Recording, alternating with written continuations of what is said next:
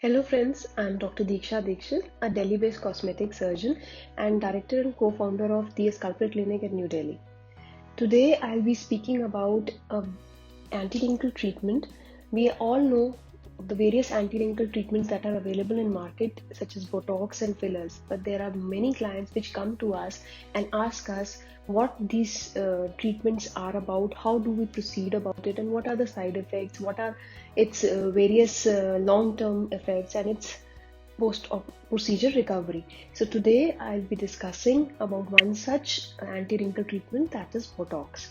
And along with this discussion, we will also give you a demo of the procedure as well. So before we proceed with the demo of Botox, let us first understand what is Botox and how it acts. Now, Botox is a neurotoxin which acts by paralyzing a muscle for a temporary period of time. To understand the anti-wrinkle treatment or the effect of Botox, it is very important to first understand on which muscles do we give Botox and what are its effect on the facial rejuvenation or the anti-wrinkle part. So first we will discuss about the muscles which causes particular or specific type of wrinkles. So to help you better understand how these wrinkles are formed, let us first understand the basic anatomy of our face with this beautiful descriptive diagram I have with me. Now the chief facial muscles which are responsible for formations of wrinkle are around the forehead, around eyes and around our lips. So these are the basic places where the wrinkles are formed. Now in forehead we see horizontal creases. In eyes we see radial formations of wrinkles, and around lips we again see radial formations all along the lip as we age. In forehead there are three main muscles which are responsible for formations of different kind of wrinkles. We have a very flat, broad muscle which we call as frontalis muscle. Then we have two small muscles around the eyebrows and in between the eyebrows. One is the procerus and the other oblique muscle is corrugated superciliary. The frontalis muscle, the function of the frontalis muscle is chiefly to raise your forehead and raise your brows. In doing so, it causes formation of horizontal wrinkles. Now these two muscles, they contract towards the center and causes formation of frown lines, which are vertical lines you see between your eyebrows. If we come down towards the eye, there is a circumferential muscle which we call as orbicularis oculi. The function of this muscle is to close the eye. Once the eye closes, the skin around the eye wrinkles in form of radial formations which we call as crow feet. These are usually formed on the lateral aspect of your eyes, both sides. The more you use the muscle, the deeper the wrinkles are going to form. Similarly goes for your lip. If there is a broad muscle which we call as orbicularis oris, and there are small muscles which causes depression of these angles or downward turn of these angles, which are the depressor anguli oris. With age, or if a person is used to expressing himself or herself more like a person who frowns more, they develop these wrinkles early than a person who does not frown that much. If a person is used to using eyebrows while talking, his or her eyebrows are raised, then usually horizontal wrinkles are formed first. Now the question arises, if we are paralyzing the muscles, why do we see wrinkles on the skin? Now the muscles of the face are usually the superficial muscles of the face. They are attached to the skin which is overlying that part of the muscle. So when the muscle contracts with expression, or when the muscle is used for during expression, like when you raise your eyebrows, this frontalis muscle contracts, the skin attached to it also gets wrinkled or also contracts, and you get these horizontal lines. Similarly, when you squeeze your eyes tight, you will get all these radial lines because the skin is attached, the orbicularis oris or the muscle of the eye is attached to the skin. So that is how when you express yourself, when you are angry, when you express yourself when you are happy, when you express yourself, when you frown. So with contraction of specific muscle, you get these lines over the skin, and that is how the expressions come. If you are using a particular muscle more, if you are frowning more, if you are sounding, or if you are tense more, and you are used to using a particular muscle, then the wrinkles there will form early and they will deepen with time. First, these wrinkles always come with expressions, so they are known as expression lines or dynamic wrinkles. But with time, because of overuse and sustained use of this muscle and the contractions along of it with the skin, these expression lines become permanent, and when even while you're not expressing yourself, these lines remain on your skin, and these are known as static wrinkles or permanent wrinkles which deepen with age. So now we have discussed how the wrinkles are formed and how the Botox act on them. Now let us move ahead with the demo of Botox procedure. So I have with me my wonderful assistant, Sister Vimy, who has graciously volunteered for this demo. So let us see what all she needs treatment for.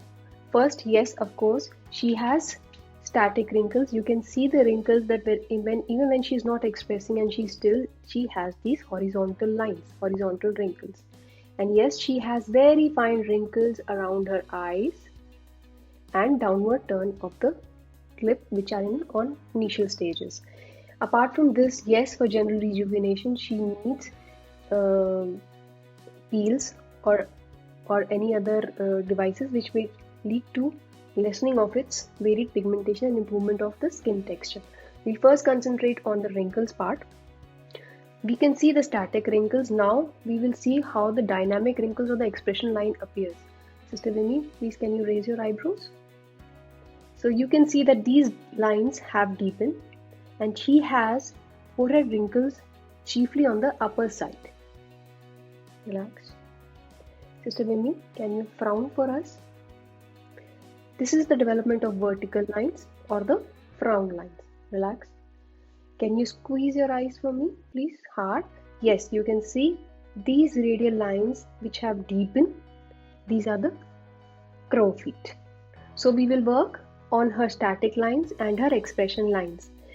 The Botox will act on these muscles. We will selectively paralyze this muscle so that she gets a smooth forehead and smoothness of the middle part of the face around the eye. So we will be working on this part of her face to rejuvenate with Botox. So we have marked her for the areas where we have to put Botox. Coming to the forehead, she had these static wrinkles and her main lines were on the upper 1/3 of the forehead. So we have marked her for 6 points for the frontalis, just being medial to the lateral peak of the eyebrow. Just being medial to the peak of the eyebrow, which we have marked, and in leaving a central part of the forehead. So this is how we selectively paralyze frontalis. Second, for your vertical wrinkles, sister, can you frown? Yes. So we have marked one portion and two for the oblique muscles. One for the vertical procerus and two for the oblique muscles on both sides. Coming to the eyes, sister, can you squeeze?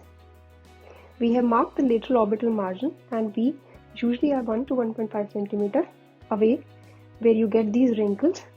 So I have marked 3 points here.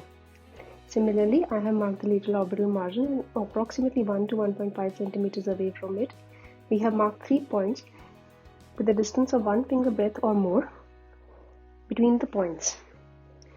It should be at least 1 centimeter apart. Similarly goes for any point where you have to inject Botox. This point for the depressor anguli iris is a little deep, and it is marked usually taking around 1 centimeter lateral and down towards the angularis muscle. So we have prepped the patient with alcohol swabs over the points where we have to inject. We will start now. We have already kept the patient for a while on numbing cream, and after that we are starting the procedure. We'll first start with the vertical lines. Squeeze please. Relax.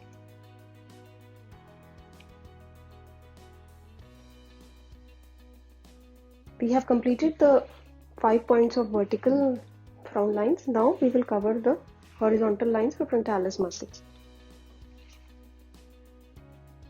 Just raise your brows. Relax, relax. We'll go very superficial in this to raise the blood.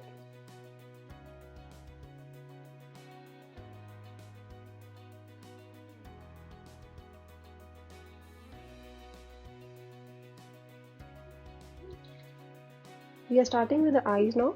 We will go 1 centimeter away at the proposed line, at the proposed points, away from the eye and superficial.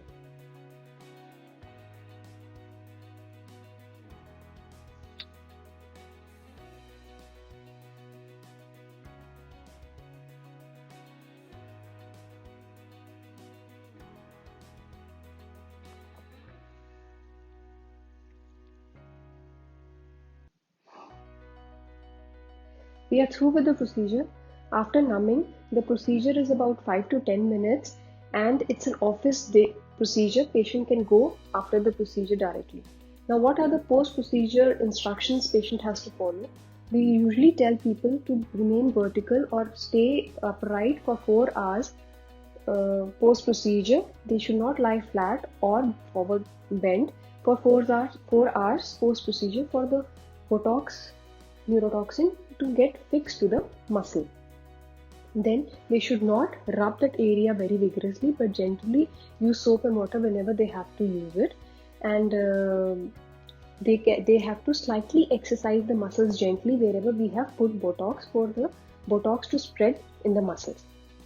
Usually the effect starts coming in 40 to 72 hours in some patients, but the total effect or the maximum effect comes in about 7 to 10 days. So if we have to assess or reassess the patient for any further Botox treatment, we call the patient after a week or 10 days to see the maximum effect or wherever additional we have to add. Hope you find this video useful. If you have any further queries regarding this procedure or any other procedure, or you want demonstration of any other office procedure, please feel free to write to us. You can also subscribe to our YouTube channel for any further information. Thank you.